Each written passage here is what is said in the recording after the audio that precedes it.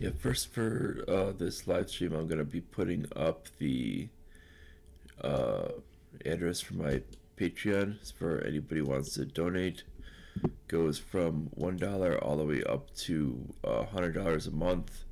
It really helps me. I'm on disability, and as currently sitting, my podcast and live stream is free without ads, so I'm not earning any revenue from that.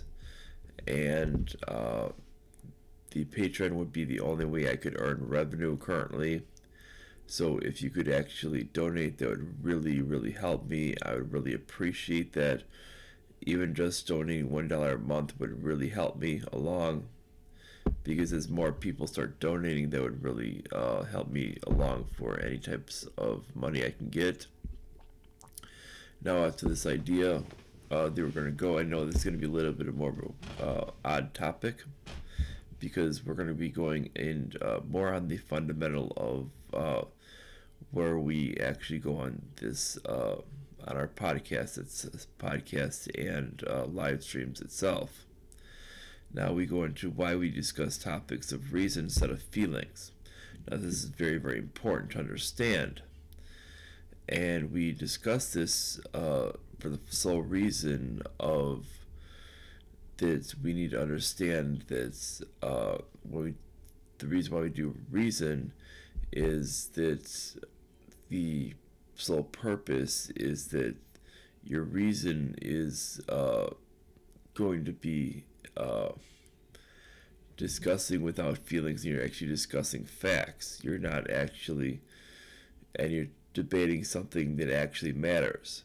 When you're dealing with feelings, you tend to enter in realms of things that don't exist there, and you tend to discuss things that are completely irrational, and that's something that needs to be understood. So when we get to the actual idea of getting to just something such as policy, just going to government, such as policy discussions, when you go dealing with such things as reason next to feelings, you're going to see that when people discuss these things, you're going to get into realms of, when people discuss with reason, they're going to get serious policy decisions. Next to feelings, you're going to get these things that are going to be based on just irrational behavior, and it's going to be things that will lead to massive problems. They'll be based on feelings are going to be based on, they might be based on so-called scientific theories that are based on scientific consensus, such as like global warming. Well, what we know about science isn't a consensus. And this is, if you look at science is always based on fact, and you can't implement. It is not rational to implement an actual policy based off of a theory. You need to be basing it on a fact. That would be the rational decision, and you cannot base it on a theory. That would be an irrational decision to base anything on a theory, and this is the whole point. And to be basing on a theory that's based on consensus, which is non-scientific, a way to do things, and if that consensus has basically been done through shopping for both scientists, and those aren't all scientists, but actually mostly driven through politicians for these reports, you're going to find out that it's not as accurate as you think. A lot of these people have massive concerns over this thing, and if you don't want to implement something that has some serious concerns. Now, when we look at, and then that's why you don't want to be doing things off of feelings. When you say, oh, we need to do this because of feelings on these things, well, because we strongly feel that this thing's going in this direction. Well, that's not the way things go. Either it's a fact, or B, it's not true. And if you can't prove it in either direction, you do not take action on it. And if you have to bring up a dogma of trying to state, oh, the world's going to end in 12 years, and keep doing that every 12 years, well, that's called you're ruling on feelings. And we've seen that with Al Gore. Now Alexandria Ocasio-Cortez is doing that. And this is where we see ruling, basically judging on feelings. She's even made her statement that basically facts, that staying consistent on facts is not as important as being morally right. Well, that's judging on feelings over reason, and that's where we get to. Where we get to on this discussion is she's trying to legislate on feelings. When you legislate on feelings over reason, you get bad solutions, and you're being irrational. Now, and because these solutions are going to be irrational as well. Thus, when we saw with when we've seen with the financial outcome of the Green New Deal, we see that that is completely irrational with the numbers that we've seen. And when it comes down to it, we need to understand that the ideas that need to be out there should be rational, and they need to be done with reason. And we can get to other different ideas on arguments that have been made, such as on the gun debate. We can people can make the irrational decision on guns look scary, but when we look at it, people have proven that that there is no difference on such things as an AR-15 and a traditional semi-automatic gun with a wooden stock, and they've proven that there's actually no difference in many cases. That these things are basically just interchangeable, but the fact is people see this composite stock and they go, gun scary. So they think it needs to be banned, and they use these terms of assault rifle, which are not even an existent or term that actually means anything, which is again going by feelings over reason. Then when we go to the idea of what are the actual facts on mass shootings, well, when we see with mass shootings, most of these are done with handguns. Well, if we're going to be banning the idea of semi-automatic rifles, regardless of what they are, that's going to be completely ineffective. And you're doing this based on gun scary, and that's basically what you're doing. And basically, you're not going to get to the actual source of the problem, and that's the way things go. And that's what we're dealing with here. And that's the whole point that needs to be understood. And if we actually look at it, we see that the points is when we look at the actual guns out there, you'll see that these semi-automatics, from the actual handguns that are being used in the crime with it, if they were to try to ban those, they would see the fact is there would be a lot of kickback from a lot of people because of the way the Second Amendment would be working, because they would be saying, hey, this is the majority of the guns on the market. When we start to see the actual production of guns, most guns out there that are on the market are actually semi-automatic handguns. So if they were to try to ban those or put severe limitations on those, they would see that there would be some serious problems with that, and there would be, and this is why we get to that point now. But most people say, "Oh, this is a handgun." Well, the fact is, those are the ones that are actually doing these crimes. Now, when we look at the other factor is how are these guns being obtained? Well, they're not usually obtained legally. They're either obtained through theft of another person, relative or something, or they're obtained through theft through gang members of stealing a bunch of guns themselves, and on a massive scale. And what's happening there is this is causing a massive. This is where you get the actual massive problem. And these guns are not legally obtained, and they're not legally to be owned by these individuals to begin with. So that's not legal ownership. Thus, when we get to the rational discussion of could any gun law actually do anything? Well, no. And we know basically is the one law on the books, which basically states that homicide is illegal.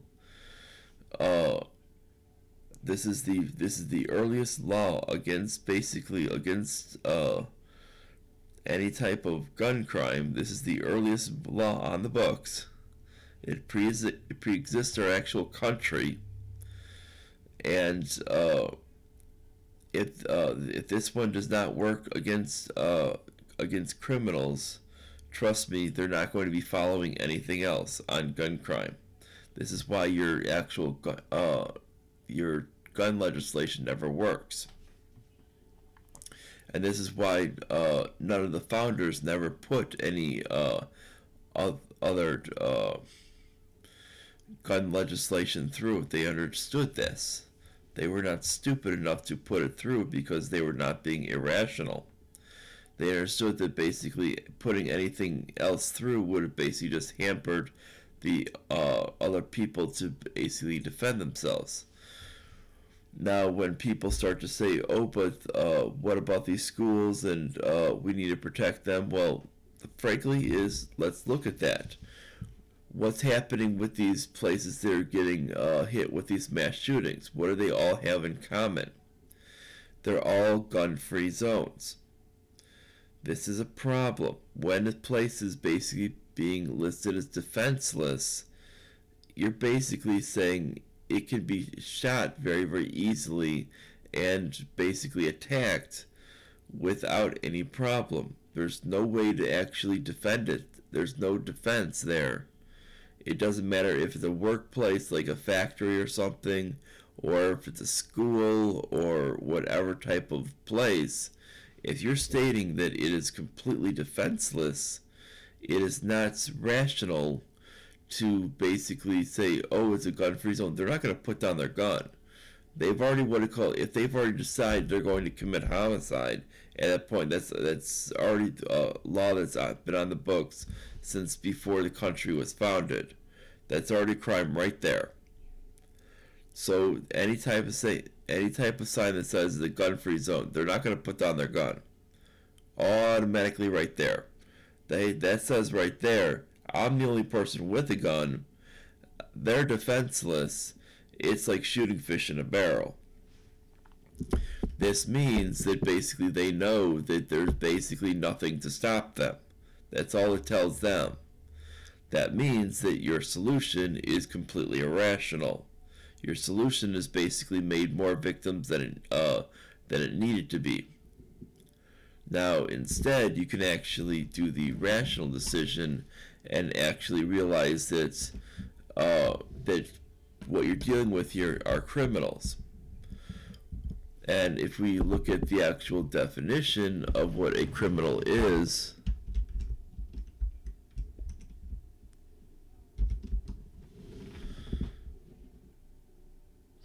you will actually see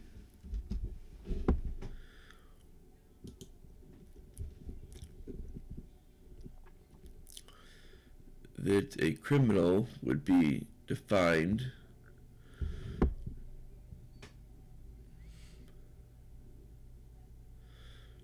someone guilty of a crime or someone of that with it. Now we start to look at what a crime is.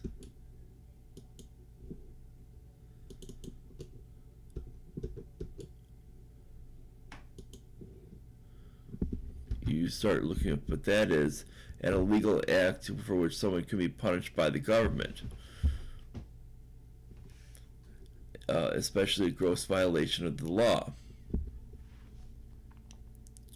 So if we're talking that, and it says down here, even a criminal activity, such as like that would be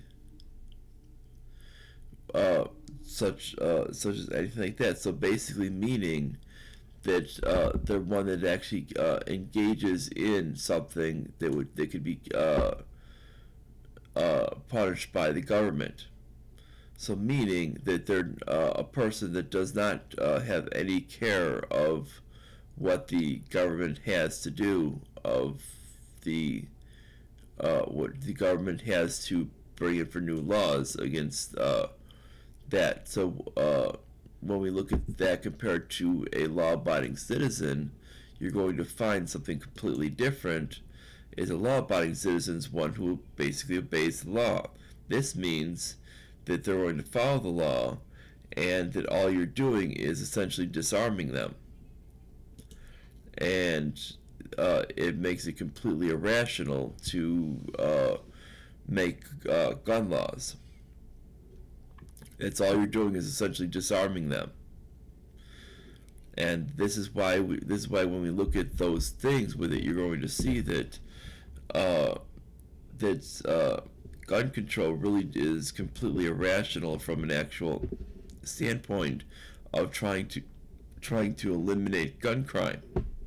All it does is it just takes the hands out of the people who need the guns, or who would basically responsibly use the guns, and puts the people in the hands of the guns of the people who cannot get there fast enough, meaning the police, and the people who are actually criminals who are not going to relinquish the guns who are causing the crime in the first place. And this includes your mass shooters and your gangs who are committing these mass shooters who are shooting up the schools, and these other mass shooters who are basically doing it through gang crimes. Now, if you want to get rid of those, you're going to have to basically decide to allow these good guys with the guns to defend themselves. Because the fact is police do take time to get to the crime, because they need to be having the crime reported first and then travel to that area. They can't be everywhere at once. This is just a fact. This is why we talk about being rational next to and just talking about reason next to talking about with feelings. It's a fact. Police don't have the ability to transport. This isn't, we're not talking about the Jetsons or any of these other things, any of these other things like science fictions, or any like these Star Trek, or any of these other types of things that are basically designed supposed to be in the future. This is basically where we live in reality, and the police need to travel by car and actually first get notified. That it goes out to the dispatcher. The dispatcher tells the police officer, and it takes time for them to get there. And once they get there, they need to decide the best approach. And this is a major problem. And once they get there, they need to decide the best approach, what to do. And this sometimes takes time, and that could lead to huge issues. Now, you could get incompetence from the police, such as in the Stoneman Douglas case, where they basically just sat outside and waited for the shooter to finish up what he was doing. or you can actually get one to go in there and actually do his job. But either way, you're talking, the shooter's going to get a lot of people. But if you actually have someone inside who actually has a weapon, such as the wrestling coach in Stoneman Douglas had a weapon that he could have used but was not allowed because it was a gun-free zone, you wouldn't have had to deal with this if you would have actually made that not a gun-free zone. And this is something where we talk about being rational. The wrestling coach was not going to shoot up the place. He was fully knew how to handle the weapon itself. And this is about respecting the Second Amendment. They would have taken out the shooter very, very quickly. Boom, end of story. No one or very, very few people would have been harmed. And you wouldn't have seen any. You would have seen very few people be harmed, and it would have ended at not being as big of a deal as it became. And they would have been talking as the Second Amendment being the reason why it got stopped, or knowing the mainstream or legacy media, they would never talked about it because it wouldn't have fit a narrative. And this is where we get to why we do these things, is why we look for real serious solutions, is because of this. Because we are looking for what can actually cause the best outcome. We don't want to actually go to what has an outcome based on your feelings, because we need to have the best outcome based on reality. Because if we start going on based on feelings, then you're not going to have any rational decisions.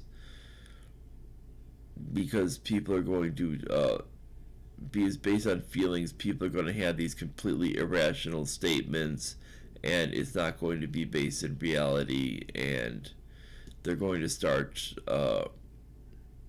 making all of these type of statements that make no sense. This is why we get, when it comes to foreign policy, why people tend to state that we need more military spending without validating their cause.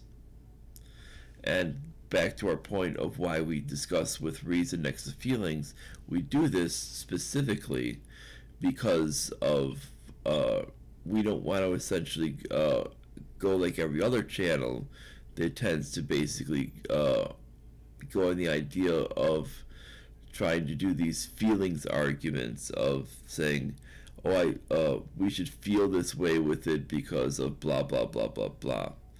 We go with reason because we deal with this because of facts. We need to go with the way the facts lead us. And if the facts don't lead us in a certain direction, we don't go that way. And if there are no facts to prove it, we do not go down that. We do not go in that. We do not go in any direction. If it's based on a theory that cannot prove anything, and it's not scientifically proven, it doesn't matter. I don't care what they say on global warming. If there's no scientific proof, it doesn't matter. They can say there's a scientific consensus. Science isn't made by consensus. This isn't a poll. We're not voting for climate change president. This is actually fact. That's how science is proven. We do it by fact. We don't do it by consensus. And when you say start bringing things such as consensus in, that means you've lost your argument. Because the fact is if you have to deal by consensus, it means that your whole point is lost, because you know that the facts are not on your side, and it's become a religion. And it's when you start to make science an actual religion, there's something very, very disturbing about that.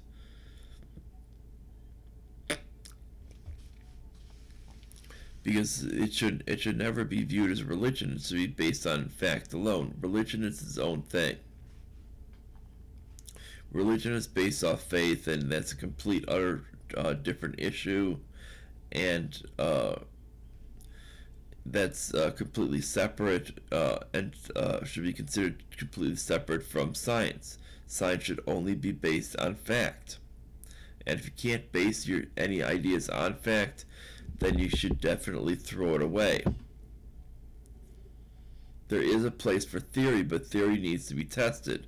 And if a theory is completely illegitimate after so many years, it needs to be considered to be garbage.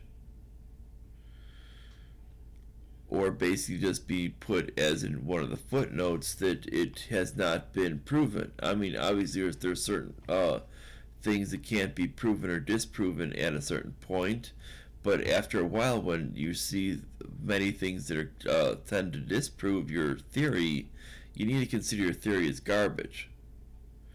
And when we see the fact is with the idea of climate change or global warming, whichever one they want to call it this year, it's proven that it's basically garbage. And that's why when we look at rational things, because we don't look at feelings, we look at actual facts.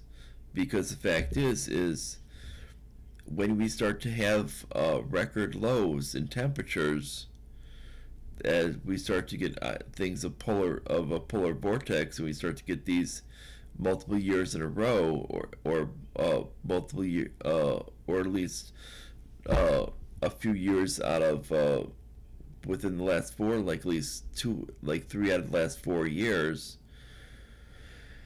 or like 3 out of the last 5 years or something like that, I think it is. And you need to start thinking about that.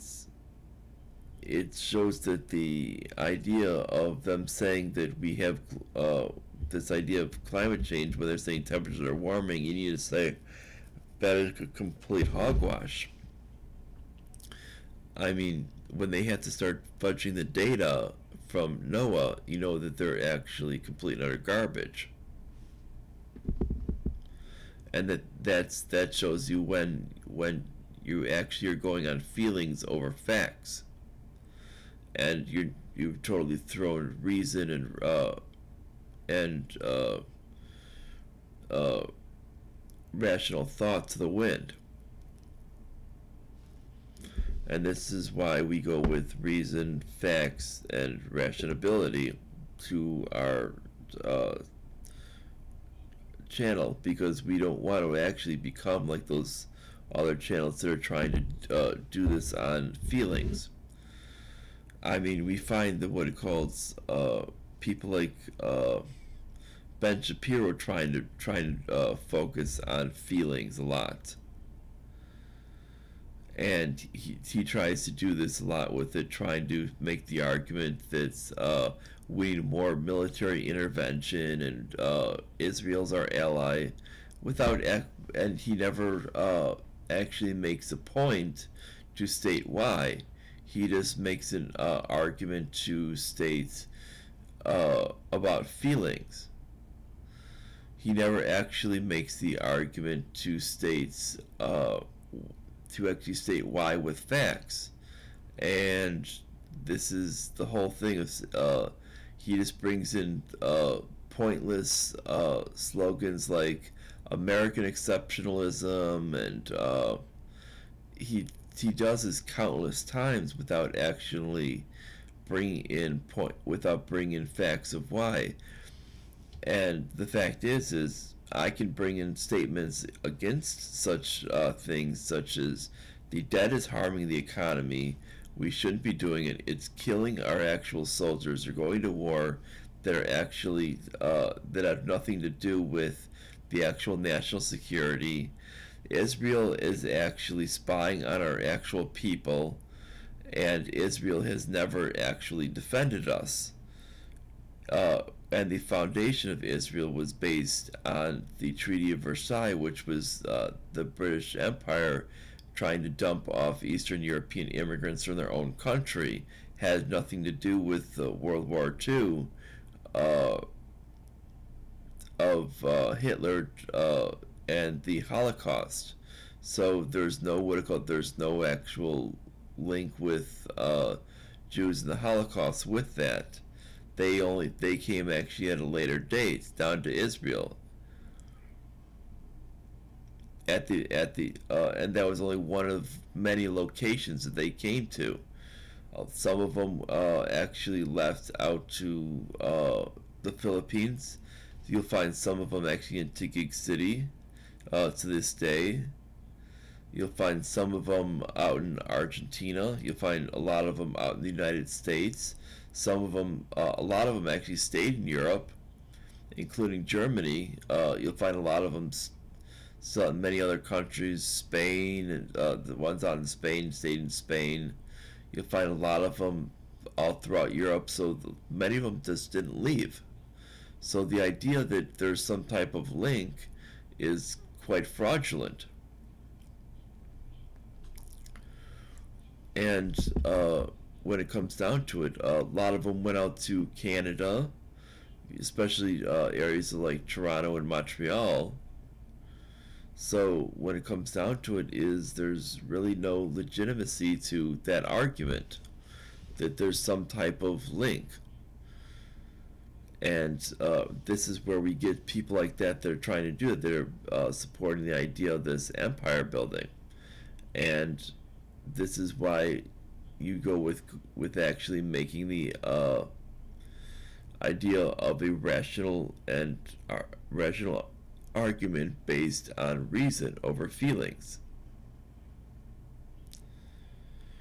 And people like that, and it doesn't matter that Ben Shapiro is speaking calmly, he's still basing it on feelings. And he might do that, basing it on rationality on the economic side, but when it comes to the military side, he completely negates the idea of eliminating feelings from the actual argument, and he's completely becomes irrational because he doesn't even understand why our initial foreign policy was to stay out of foreign entanglements and not to create alliances with other nations. We never did that originally. It was only under the progressive movement that we started to do that. And when we did that was starting with the late 1800s.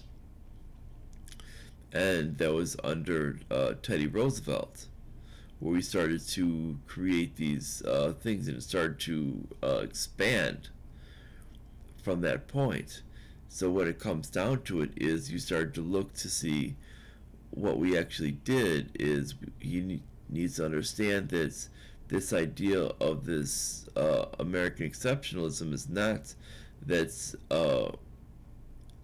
we need to create this global empire, but actually that's of what we actually did before that point, and what we actually had economically before that point, and we need to actually get back to that point by actually starting to strip out some of these things that we've done, and it's not and it's probably going to be very, very difficult because we need to essentially do it through letting all spending expire, and basically getting down to the point of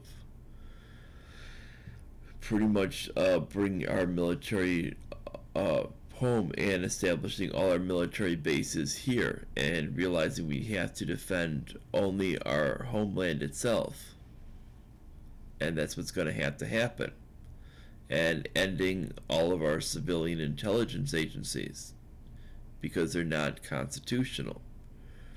And it's what's going to happen. And and the fact is you don't find is when we get to these people that judge on actual rational thoughts, is you find the only people who do this tend to be more linked to the Mises caucus of like the libertarian thinking, and it doesn't necessarily mean that they're necessary libertarians, but they could be like libertarian conservatives, like your Thomas Massey and Rand Paul.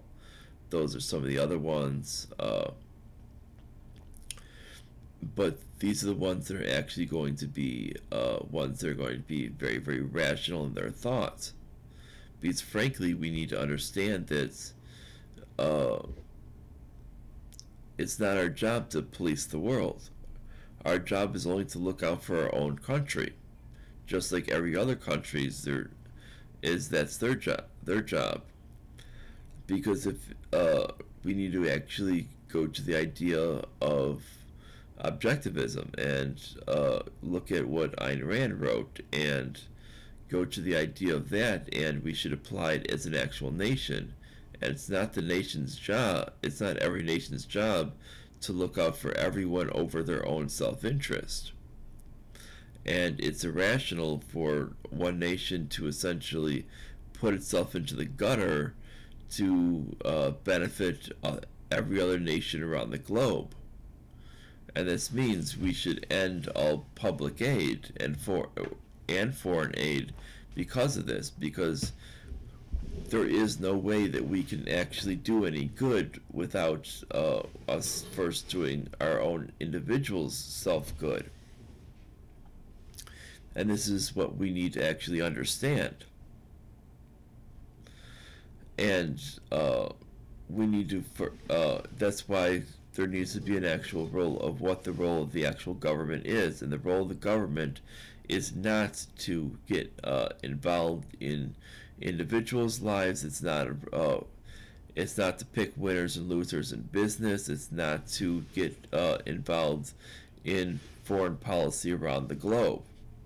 It's basically to pretty much mind its own business. And it's basically only to create diplomatic relations around the globe. The only time where it should act militarily is if we are attacked first. Now, frankly, because of our location, that is nearly never going to happen.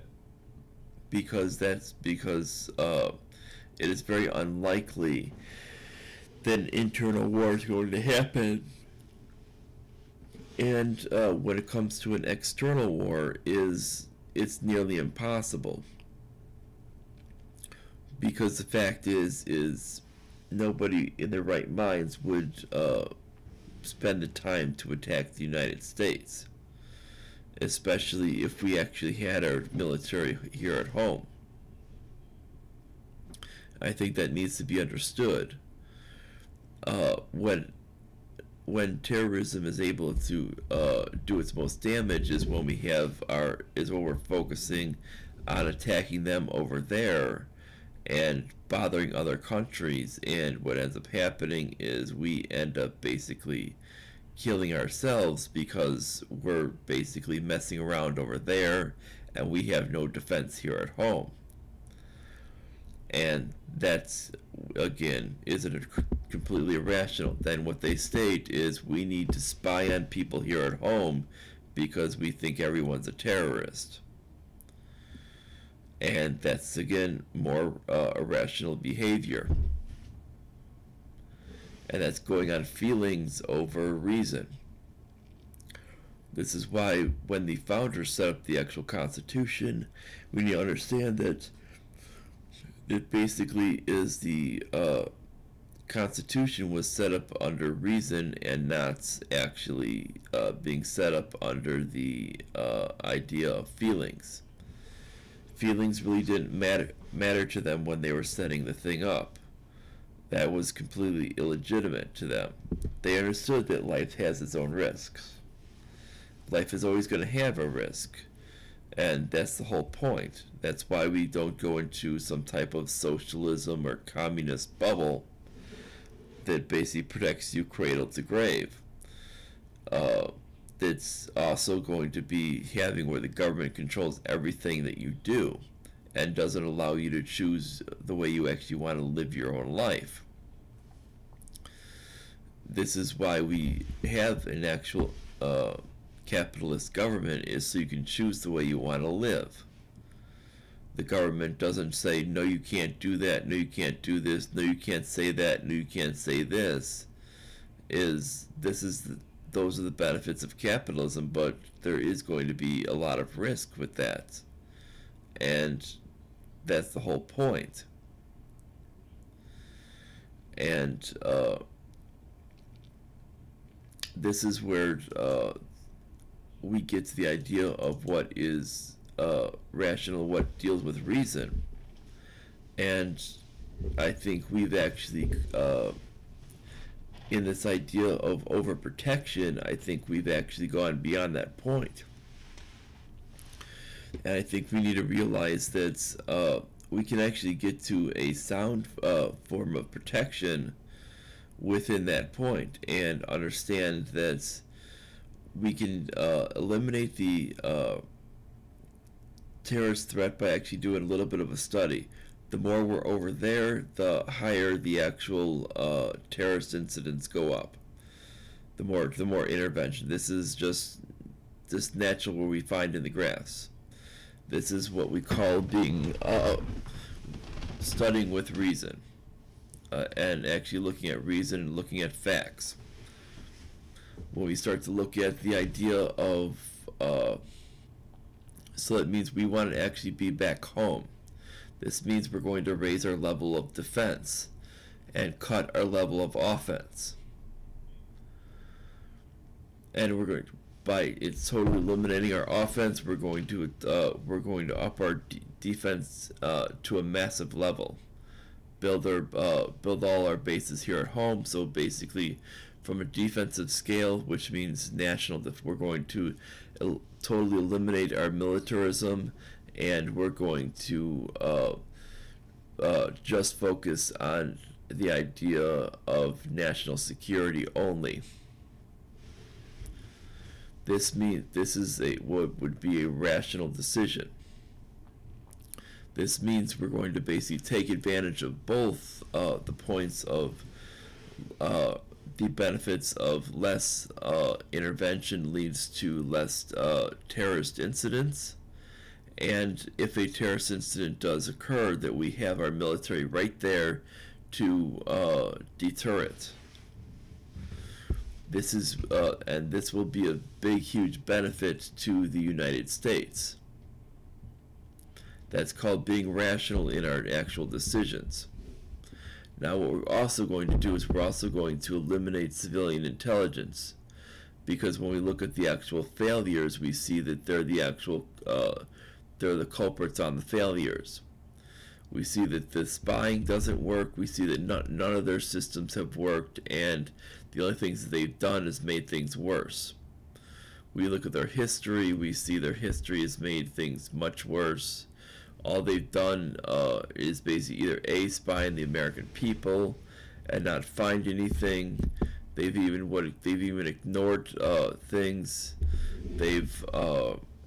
We see with the FBI under Mueller, when he was head of the FBI, was actually shipping people out. So this shows that is not a rational situation to ship people out. They were actually linked with the terrorist attacks.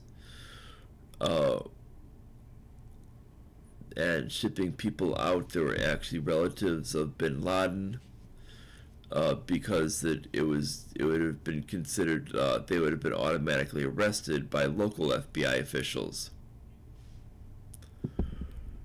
because of once the investigations would have immediately started. So when we start to look at those civilian intelligence agencies, we see that it is not rational to keep them. When we see things like the CIA that's actually assassinated leaders around the globe, we see that that is a massive risk to and actually committed things such as torture. We see that that is a massive risk to either A, getting bad intelligence, as we see they gave us they were once giving us bad intelligence of Iraq and led us into a freaking war along with Israel. That's back to the Israel question. And that's led us into a bunch of wars, and it's created a bunch of conflicts. It also created they were the ones that intervened in the Iran stuff that actually led to the Iran hostage crisis. So when we look at that, we see that they're the actual cause of the problems with the negotiations between Iran. So we see that they're completely illegitimate. So we can eliminate them as an actual agency. They have no function. Now you might say, well, will that leave us without intelligence? And the answer is actually no. We'll still have the intelligence that we had before before these civilian groups were created by the progressive movement, and this will be military intelligence. Military intelligence, instead of civilian intelligence, takes an oath to the Constitution above an oath to secrecy. This means that they feel that the Constitution is the utmost important, and they basically realize that they will not spy on the American people. This is why what will happen is they basically feel that if there's something within America happening, they will get an individual warrant. Nothing through FISA can happen with them, which is a big difference. FISA will then be shut down. And this is why we see this, and what ends up happening with them is they're usually the ones that are actually very, very effective. Thus, going with reason over feelings. You're not getting these neoconservatives from the right that are saying, oh, we need to spy on everyone. Well, is it effective? Another thing we need to go with is TSA. Is TSA effective? Well, we look at the facts. 95% of the time they fail. Is this an effective solution? No. They're there basically because of feelings. Because they make people in Congress feel safe. It doesn't do anything. Now when we look at what's real, what would be a real effective solution is letting each airline control their own security. This is a more effective solution because they know that it's in the best interest of their customers to be safe. They will each judge the amount of security that they want to do based on price. Now, and people will judge based on the incidence of what type of situation they occur. And this is essentially this would be a brilliant solution because what we're talking about here is they're actually in a very good interest in making sure that they don't have any security incidents. Why? Because the fact is they want to make sure that they have nothing occur under their watch, and if anything occurs under their watch, it becomes very, very bad. And that's what needs to be understood, is that when things, if something occurs on one of their planes, that's essentially a very, very bad thing economically to them. And they need to understand that, and people need to understand this. And that's where you get a much better system. Now, what this does is this also eliminates all of those lines that you're waiting in the middle of these airports. Now, what's the biggest threat for airport security for what would be for mass shootings? This gets us back to the mass shooting question. Is basically having a huge long line of people that are sitting there that are basically waiting that are basically sitting ducks. Well, that basically eliminates that whole point. Now you basically have all the people spread out in the terminals waiting to get checked in, and those checks are going to be done by the actual airlines themselves. and they're going to be doing these checks on the people, making sure there's nothing fishy. And that'll be done right along with the airlines, or right along before the flight, to check everybody at the actual points, meaning you're not creating any weakness for any mass shooters to actually come bust right in and shoot up the place like they had a few years ago with LAX, where LAX had a mass shooter come in and start shooting up the place, and everybody was sitting ducks. And this is what can actually happen, because the other way the place is set, other way these places are set up, where the people can't move because of the way the security lines are. And this is why we do reason over feelings. Feelings created the TSA. Reason would have eliminated the TSA and say each of these airline companies is responsible for their own security. The government is incompetent. We need to understand that. The government is going to be a big bureaucracy. It's going to do things very, very slowly. They can't do anything right when it comes down to it. If you expect them to be good at security, you should laugh at yourself. There is no reason for them to be effective. When it comes down to it, that airline has an actual vested interest in you arriving at your destination. The government has no vested interest in you arriving at your destination. They really don't care. So they're what it goes. So them stealing your stuff and letting bombs pass through, there's no reason. There's basically no reason for that not to happen. And that's the whole point that needs to be understood. And that's what we're talking about here. And that's why people need to get back to the point of these arguments. And that's why we do that here. It doesn't matter if we're talking about the Constitution. It doesn't matter if we're talking about even kind of odd topics about cryptozoology. It doesn't matter if we're talking about harder topics like transgender issues. Doesn't matter if we're talking about it really doesn't matter what the topic may be. We could be talking about any type of things like individuals in minimum wage.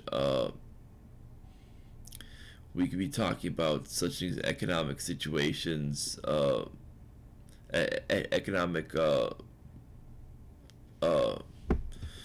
systems like socialism versus capitalism. We could be talking about almost anything out there, but this is why we take this approach, because we don't want to be going into a system and basically going over feelings, because you end up going and bringing up these same points with it, and then you end up trying to put up stats with it, such as saying, oh, but there's such as hate crimes. You end up looking foolish, like Ben Shapiro, where he's saying that a bunch of anti-Semitic crimes are up, when guess what? The actual reality is they're not. No hate crimes are up. When we look at history, history shows that none of them are up. I mean, this has been proven. The actual history between like when we start taking stats from the mid-90s to current, we see the fact is that hate crimes are actually down from what they were in the mid-90s. So when people and these are based on inputs on what people are actually charging. This is not based on what actually goes to court cases. So this includes many hoaxes. And frankly, in nowadays age of this anti-Trump stuff, there have been a huge influx of hoaxes, and then you also have had in more recent years of this victimization as power type of thing, where you have over the last probably decade or so, that's I'd say in the last about decade, that we've seen on college campuses there have been faked incidents. And so when you start to add those up, you're going to see that's really going to start peaking up the number of the hate crime inputs. And many of these areas just don't have the ability to prove or disprove. And that's a major problem. And that becomes an issue when it comes down to it. And when we start to look at these things, you're going to see that it's a factor of them basically making victimization into an empowerment movement. And this is why you get back to feelings next to reason. And you can basically state feelings all you want, but it doesn't mean you're legitimate. The reason is, when we start to get back to reason, we state that the actual numbers are actually down. This doesn't even include input. Now, if we start to show some of the points of people being more apt to fake these incidents, it starts to make it look even lower than even before, and it doesn't even show that it's heightened for any specific group either. Number one, it doesn't show hyped for any specific group. Number two, it doesn't. It shows that incidents are more likely to be. It seems like incidents are more likely to be faked because of what we're talking about right now. Is this idea of people are very likely to just create these things because of political hatred, and it's that's also causing a huge change in this thing, as well as the benefit of what they feel empowerment from victimization. And that should be a major point that needs to be brought up. And this is why we look at what the actual numbers mean. Now, even on top of those two factors, we see that on the whole it's still down, and this should mean that the actual numbers are down even further past those points, which means that the actual idea of hate crimes are well down, which means that people frankly just don't care when it comes to race or religion or gender identity. People just don't care, and people just ignore you and move along, which means that these ideas with it. That's why we see the Jussie Smollett case. This is why we got to that idea of reason. I used my actual reason. I stated it makes absolutely no sense for someone to wait out in one of the coldest days of the actual year, to actually wait out there for someone they're not going to be see, because they're actually be able to see, because they're going to be bound up big time. They're not going to be able to tell if it's him or not, assuming so. It's going to seem like they're waiting for someone. It's going to seem like they're waiting for someone else. And if they're just basically out there just to harass some random person, how do they know that they're gay? How do they know that they're black? Because frankly, they're going to be bound up so tight, you can't tell the difference between any color. and it's completely illegitimate. That's why this whole that's why number one that's why the whole case is BS with it. Then they would have called. Then there's a change of the liquid from being bleach to gasoline, and then the story kept changing. I mean, Christ's sakes with it, we should have assumed that the actual legitimacy was kind of hogwash. I mean, first of all, just like them saying it's MAGA country. First of all, Chicago votes 88% Democrats, and just in the last election, and that's not that's not a Republican city. That's highly Democrat. Even in their next election, when it comes down to the mayor of Chicago, both candidates are Democrats. That's hardly going to be a Republican area. Trust me about this. So when we're talking about that, I mean, when we're I believe Preckwinkle is more likely to be the winner, but and she is hardly considered to be a conservative by any stretch of the imagination. And I forgot who her actual person she's going against, and this is to replace Rahm Emanuel, who is not a conservative by any stretch of the imagination.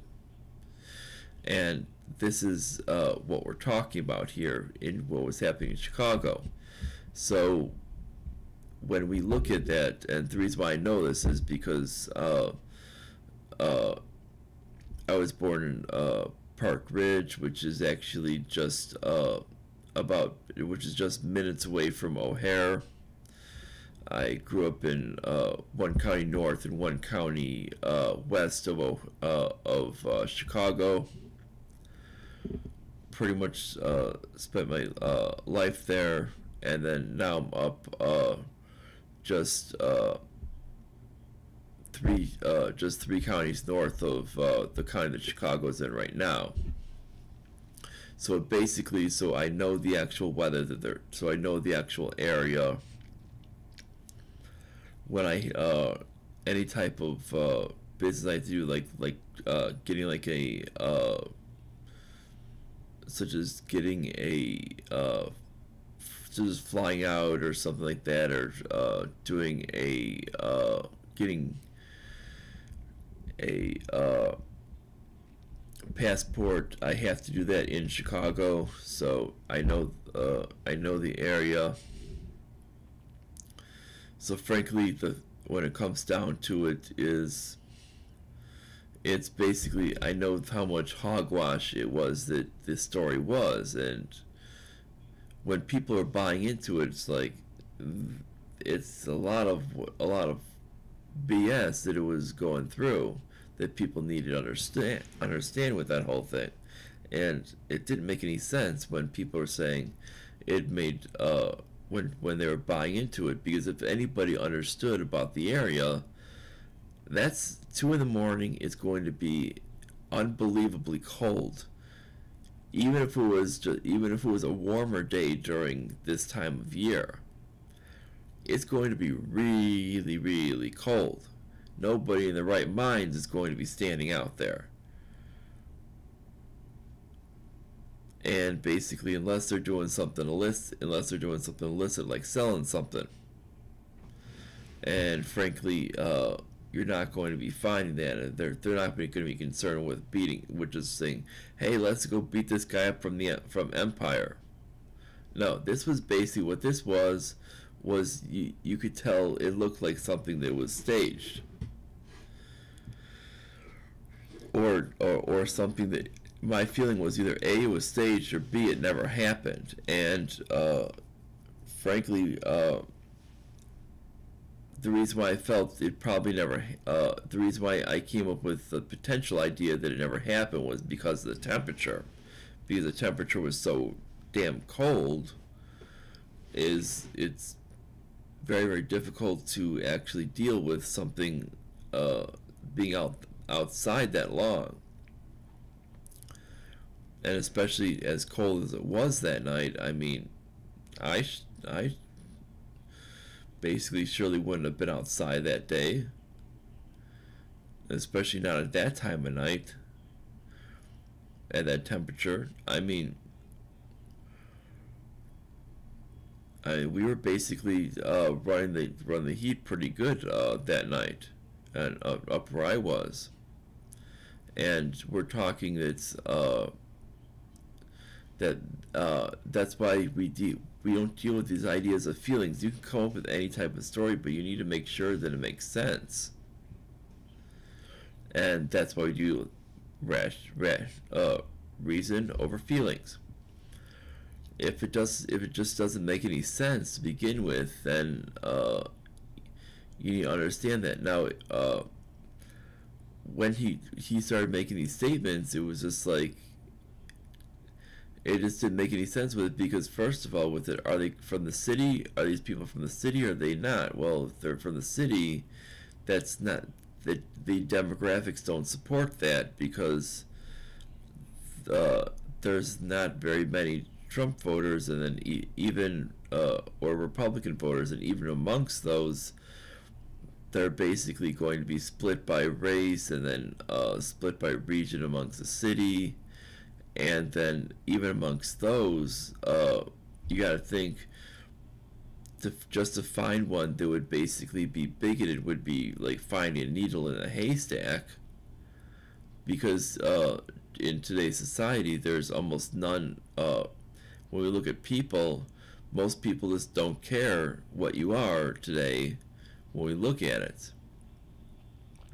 I mean, otherwise you would never have found Barack Obama get elected. You would never have found support for the repeal of DOMA.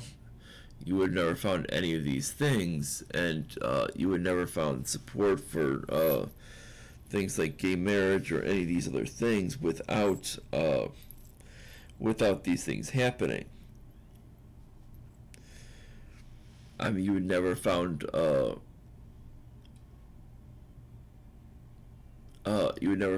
of these things happening out there in society if this would be the case.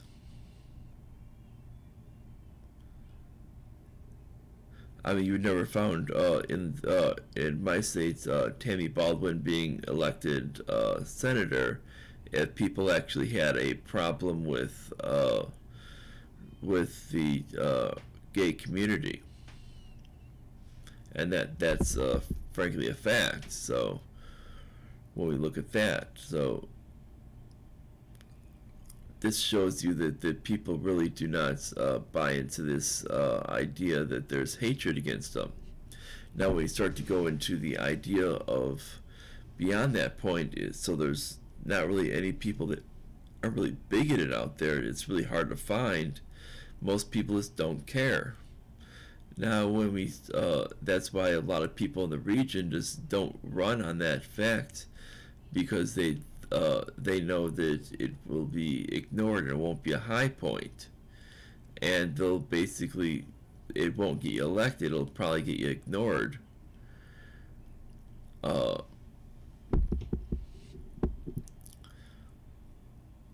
Because they'll say, well, what's your platform? And if you don't have a platform, they're just going to ignore you.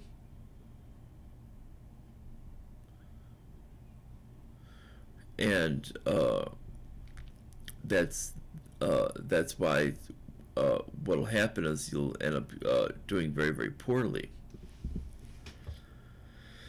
Now, when we get to the idea of the weather, he needed to understand that basically there was no idea where the weather was going to limit the access of what you're going to be able to see with the individual, because they're going to be bound up so tight that you wouldn't be able to see a face, any color of a face or anything, because you're probably not going to be able to see them.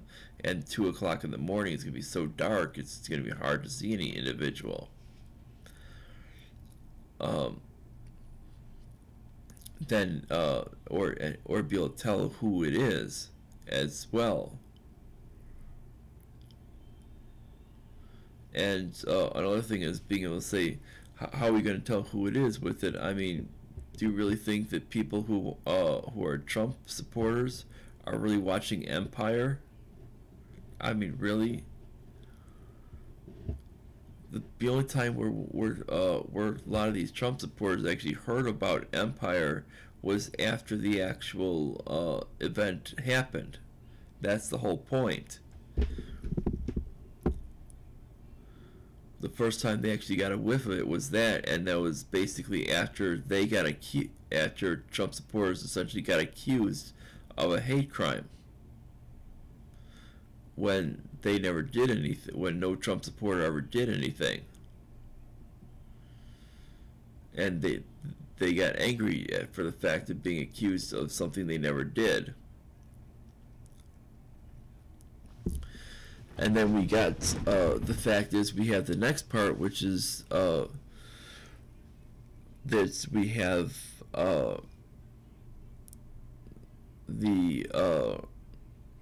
we can see that you can see that he has basically a huge paper trail that actually shows that he is not even close to being able to prove that that it was anything else, when we have all the cameras and such. And when we go back to the idea of where these people came from, I mean, if they came from the suburbs, what are they going to go in the suburbs, and do they really know where he was staying? Was it public? Was it public where Smollett was staying? As I said, people from Trump supporters don't watch Empire. People, they didn't even know what the actual show was.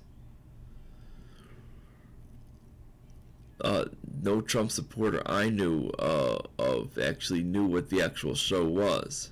So saying that they're actually going to watch it, and just to find this guy with it, just to see what he looks like with it, would have been totally insane. Nobody even knew who he was until that point. He was essentially, in the mind of Trump supporters, some nobody. Until that happened, nobody knew who he was.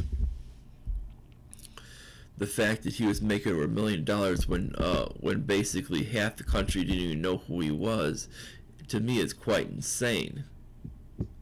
How do you pay someone $1 million a year, 1.1 million, when nobody knows who the hell he is? To me, he shouldn't even be making anywhere close to that. He should have been making a fraction of that, because no one knew who he was. He was basically no name until basically he faked this crime. Then his name became big with it, but all for all the wrong reasons. And when we got all the facts out, it basically came out that all the people who were questioning it from the beginning turned out to be exactly right. And this is why when we look at reason over feelings, again, this is why we do this. We do this for the sole reason that we do not succumb ourselves to dealing with feelings. I mean, we don't do one of these Ellen Page things on Colbert where we act like a complete and utter moron and basically realize in hindsight, basically have to realize in hindsight every time that errors with it, if we see it, that how dumb we look. And how this actor on Empire basically took everyone who believed him as a fool.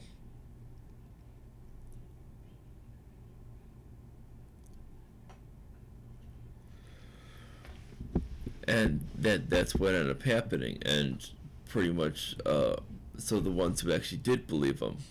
Now, for the people that actually did their actual math and started looking with reason, they would have realized what actually went on.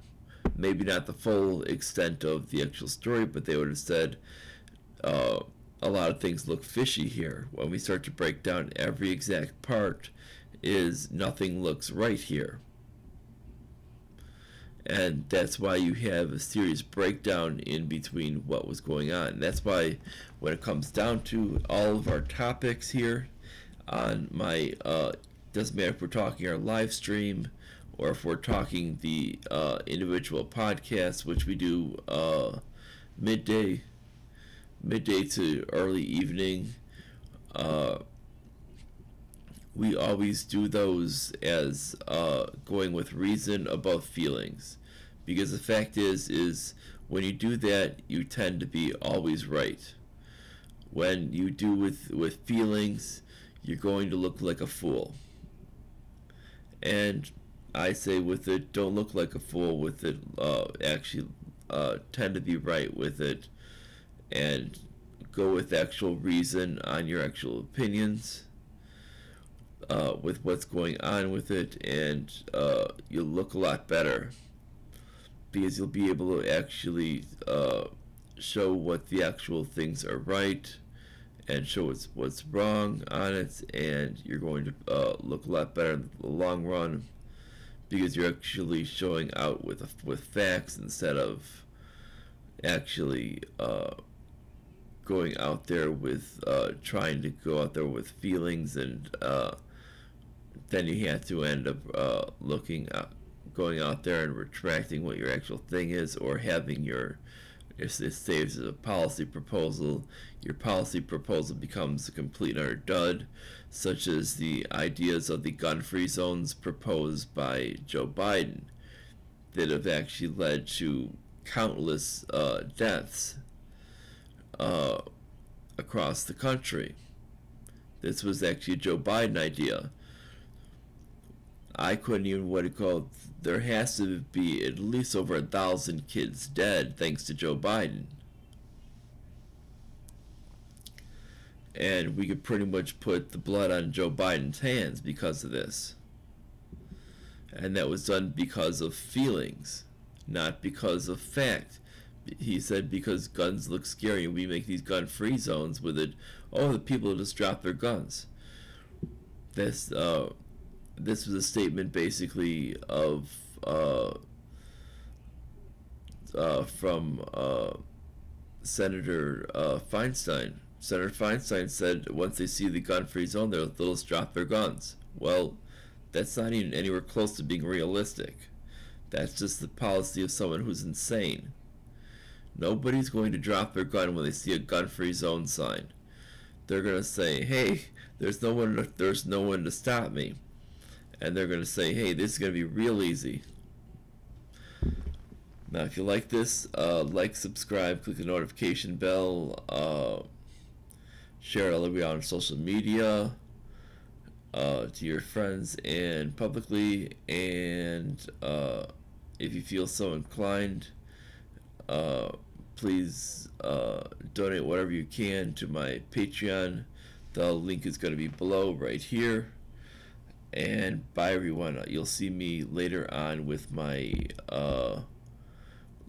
regular podcast. That's going to be, today's topic will be on the 7th Amendment, and that's going to be midday today sometime.